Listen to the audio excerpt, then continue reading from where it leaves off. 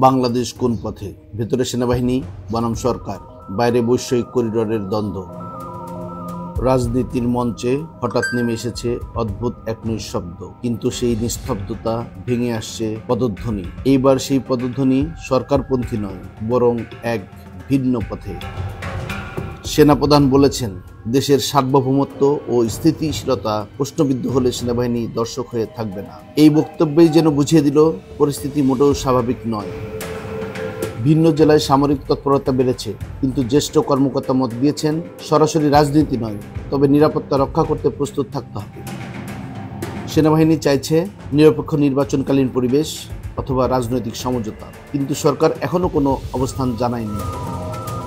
বাংলাদেশ ছোট্ট একটি দেশ, কিন্তু কৌশলগত দিক থেকে অত্যন্ত গুরুত্বপূর্ণ। চীন, ভারত, আমেরিকা, রাশিয়া সবাই এই অঞ্চলে নিজেদের দখল বাড়াতে চায়।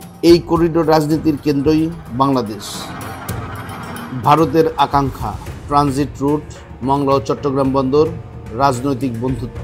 চীনের কৌশল BRI করিডোর, সামরিক ও সাইবার প্রভাব, পায়রা ও চট্টগ্রাম বন্দর। আমেরিকার লক্ষ্য ইন্দো প্যাসিফিক স্ট্র্যাটেজি, কোয়াডে সংযুক্তকরণ, মানবাধিকার ও নির্বাচনী স্বচ্ছতা।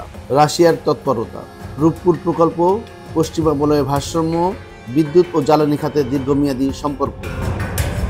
সরকার একদিকে ভারতকে ট্রানজিট দেয়, চীনকে বন্দরে প্রবেশাধিকার দেয়, রাশিয়াকে পরমাণু প্রকল্পে টেনে আনে, আর আমেরিকাকে দেয় মানবাধিকার প্রতিশ্রুতি। এই ভারসাম্যের খেলায় প্রশ্ন উঠেছে, সরকারের নিজস্ব অবস্থান কোথায়? দেশ কি এক নতুন সন্ধিক্ষণে দাঁড়িয়ে? অভ্যন্তরে রাজনৈতিক মেরুদণ্ডহীন সরকার, বাইরে বৈষয়িক চাপ ও কৌশলগত দাবা। জনমনে প্রশ্ন, এই পথ কোথায় যাবে? সেনাবাহিনী কি কেবল পর্যবেক্ষক থাকবে, নাকি সিদ্ধান্ত নেবে ইতিহাসের মোড় ঘোরানোর?